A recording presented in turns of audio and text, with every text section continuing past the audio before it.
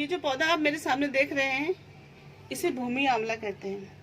ये वर्षा काल में होने वाली एक वनस्पति है और जड़ी बूटी भी कह सकते हैं। इसकी 3 प्रजातियां हैं, लेकिन इस समय मेरे पास सिर्फ एक ही उपलब्ध है और ये जमीन पर फैला होता है। इसे तामल की, बहुफला, हजारदाना भी कहते हैं। इंग्लिश में इसे फिलांथस निरूरी कहते हैं और इसे स्टोन ब्रेकर भी कहते हैं, क्योंकि ऐसा माना गया है कि इसके पत्तों को अगर हम शेविंग ब्लेड के साथ रख दें तो वो भी गल जाते हैं। इसका स्वाद मधुर, कसेला और चिरपरा होता है और ये एक जीवनदायिनी औषधि है। ये दिखने में बहुत छोटा सा पौधा दिख रहा है, लेकिन ये बहुत ही आयुर्वेद की एक बहुत बड़ी औषधि है, शायद जिसके बारे में लोगों को कम ही जानकारी है। ये हमारे पेट की तमाम प्रकार की बीमारियों को, पेट और लिवर की तमाम प्रकार की बीमारियों को दूर करता है। ये बहुत बड़ा ब्लड प्यूरिफायर है और जिसके कारण ये हमारे स्किन डिसऑर्डर को दूर करता है। ये जॉन्डिस के ट्रीटमेंट में बहुत लाभदायक है। गाल ब्लैडर स्टोन को भी ये ठीक कर देता है, प्रिवेंट करता है। ऐसा भी कहा गया है कि इससे ब्लड शुगर भी ठीक होती है। इसके जूस से जॉन्डिस और लीवर की स्वेलिंग दूर होती है। ये गैस्ट्रिक एसिड को दूर करता है, जिससे कि अल्सर नहीं हो पाता।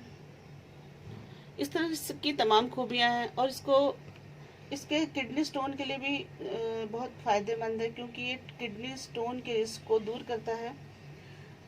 अब मैं इसके बारे में इतनी अनगिनत खूबियां हैं इसकी कि देखिए, जैसे कि ये यूरिनरी ट्रैक्ट में बहुत से लोगों को ऐसा होता है कि पेशाब में जलन रहती है, इन्फ्लेमेशन होती है, यूरिनेशन, फ्रीक्वेंट यूरिनेशन होता है, बार बार पेशाब आना। तो ये पौधा उसके लिए बहुत लाभदायक है, क्योंकि ये एंटी बैक्टीरियल और एंटी वायरस है। ये हेपेटाइटिस बी के सिम्टम्स को भी दूर करता है और हमारी ओवरऑल हेल्थ के लिए बहुत लाभदायक है। ऐसा भी माना गया है कि जब कैंसर के बाद कीमोथेरेपी होती है तो हमारे बाल झड़ जाते हैं, तो ये उसको बालों की रीग्रोथ के लिए काफ़ी लाभदायक है। उसके लिए भूमि आंवला का जूस 1 गिलास ब्रेकफास्ट के पहले पी लिया जाए तो उससे हमारे शरीर में होने वाले बैक्टीरिया ख़त्म हो जाते हैं। ये पौधा अनगिनत खूबियों को लिए हुए है और इसकी मात्रा मैं आपको बता देती हूँ कि इसको कितनी मात्रा में यूज़ करना चाहिए। जैसे कि मैं बता रही हूँ आपको, मेरे पास कुछ पौधे भी हैं पड़े हुए। ये मान लो 2-3 छोटे छोटे पौधे हैं। इनकी या तो चटनी बना के खा सकते हैं, या फिर इनकी चटनी बना के सिलबट्टे पे पीस के चटनी बना के खा सकते हैं, या फिर इनका जूस बना के पी सकते हैं, इसका काढ़ा बना के पी सकते हैं। और वर्षा ऋतु में, जैसे कि मैंने आपको पहले ही बताया था कि वर्षा ऋतु में हर जगह उपलब्ध हो जाता है, तो आजकल देखिएगा आप कि ये जगह जगह आपको मिल जाएगा। मेरे पास भी बहुत से पौधे थे, अभी तो ये 2 पौधे मैं आपको दिखाई रही हूँ। और वैसे इसको हम ऑनलाइन भी इसके प्रोडक्ट ऑनलाइन मिल जाते हैं, किसी भी मेडिकल स्टोर से भी मिल जाते हैं। अंत में मैं यही कहूँगी कि ये पौधा अगर आप ध्यान से देखो तो आपको सड़कों के किनारे या जहाँ पर बहुत सी घास वास लगी उनके बीच में आपको दिख जाएगा। और इसकी पहचान यही है कि इसके पीछे देखिए ऐसे ये छोटे छोटे आंवले लगे हुए हैं। दिखाई दे रहे हैं ना आपको? ये देखिए छोटे छोटे आंवले लगे हुए हैं।